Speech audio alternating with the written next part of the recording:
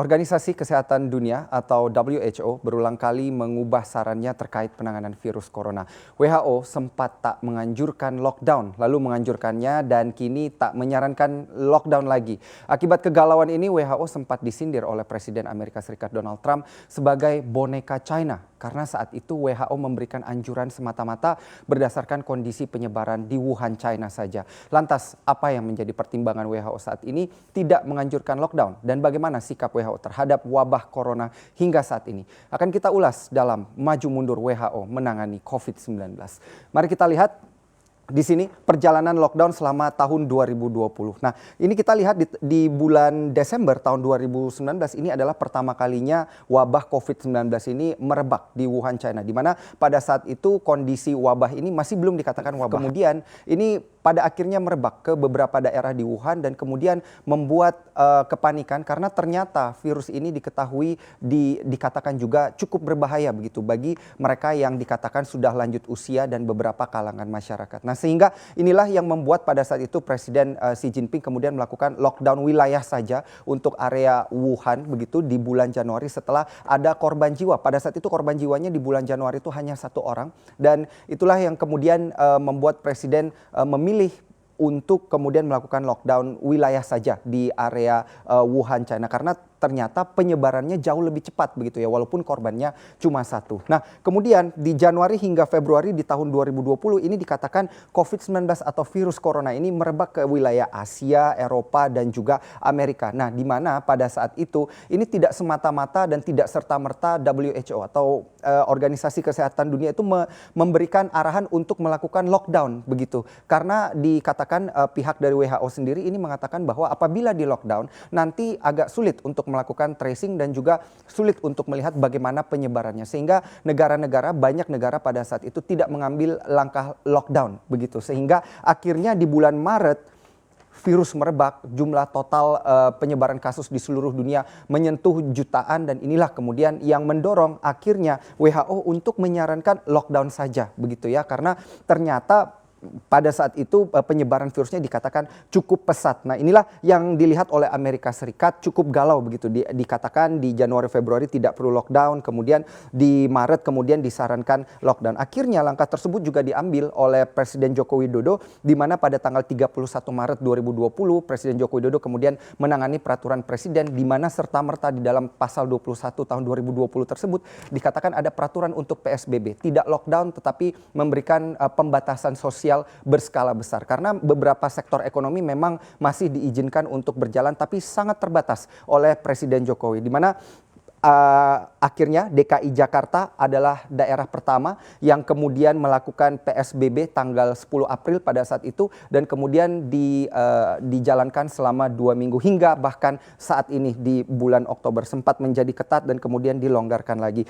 Di bulan September 2020 pada bulan lalu kita melihat WHO menyebutkan bahwa vaksin China ini lolos uji klinis tahap ketiga di mana tentunya inilah yang mendorong optimisme juga dari Organisasi Kesehatan Dunia ini di bulan Oktober mengatakan tidak menyarankan lockdown lagi karena memang sudah ada secerca harapan bahwa akan ada vaksin ataupun obat kemudian yang mendorong tingkat kesembuhan daripada mereka yang terkena COVID-19. Sejalan juga dengan informasi yang disebutkan oleh David Nabarro ini yang dikatakan envoy dari WHO atau utusan khususnya yang mengatakan bahwa kami dari Organisasi Kesehatan Dunia ini tidak menganjurkan untuk lockdown lagi sebagai cara utama pengendalian virus ini. Tentu semua orang menjadi bertanya-tanya, apa kemudian yang mendorong pihak WHO ini kemudian tidak menyarankan lockdown kembali. Kita lihat di sini ternyata dikatakan bahwa lockdown hanya punya satu konsekuensi yang tidak boleh diremehkan, yakni membuat orang miskin menjadi semakin miskin. Ya, ini sudah tercermin juga dari proyeksi ekonomi global dan bahkan bukan proyeksi lagi karena kita sama-sama sudah merasakan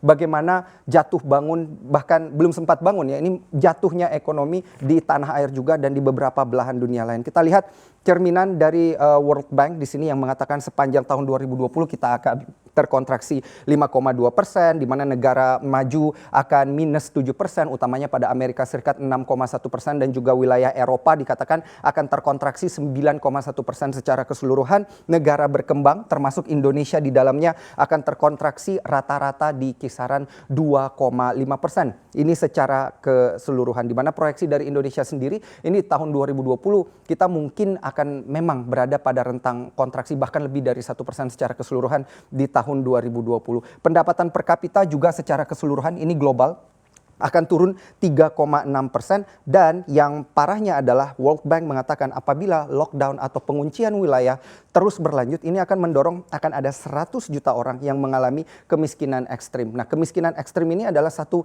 bisa dikatakan juga satu penyakit begitu ya, walaupun ini terkait dengan keuangan, karena dengan kemiskinan ekstrim ini akan menekan daya beli daripada masyarakat untuk membeli makanan-makanan yang lebih baik atau lebih sehat. Dengan tidak adanya makanan yang lebih baik dan lebih sehat, ini dikatakan oleh WHO sendiri akan mendorong terjadinya malnutrisi. Nah, akhirnya yang akan disalahkan tentunya WHO lagi, gara-gara tentunya masyarakat tidak mampu membeli makanan yang lebih sehat. Kita lihat proyeksi daripada OECD di sini yang dikatakan ekonomi secara keseluruhan bisa terkontraksi dari 6 hingga 7,6% di tahun 2020, di mana parahnya adalah angka pengangguran. Ya, ini bisa meningkat dari 9,2% hingga 10%, dan perdagangan akan terkontraksi 9,5% dan juga hingga 11,4%. Di Indonesia sendiri dikatakan angka pengangguran ini bisa meningkat hingga kurang lebih 11 juta orang atau meningkat kurang lebih di kisaran 9%-an karena memang terjadi banyak PHK di tahun 2020 ini. Begitu juga dengan perdagangan di tanah air yang terkontraksi, di mana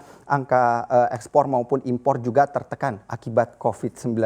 Kita lihat selanjutnya, ini adalah kondisi penyebaran COVID-19 global. Angka ini dan saya akan menunjukkan kepada Anda bahwa angka ini kemungkinan menjadi satu pertimbangan daripada WHO untuk tidak melakukan lockdown kembali. Karena memang kita lihat secara keseluruhan angka penyebaran sudah 38 juta orang, kasus aktifnya memang 8,35 juta orang. Tetapi dari 8,35 juta orang ini 99%-nya dikatakan kasusnya mild atau bisa diantisipasi, dan 1% saja yang dikatakan dalam kondisi serius atau kritis. Ini yang kemudian menjadi kemungkinan ya menjadi pertimbangan daripada WHO, dan juga angka kesembuhan di sini. Walaupun 38 juta yang terkena COVID-19, 28,58 juta orang berhasil kemudian kembali sembuh atau beraktivitas seperti sedia kala. Walaupun ada yang meninggal, sangat disayangkan berada di angka 1,08 juta orang. Kesimpulannya adalah apabila kita melihat angka ini dengan melakukan lockdown,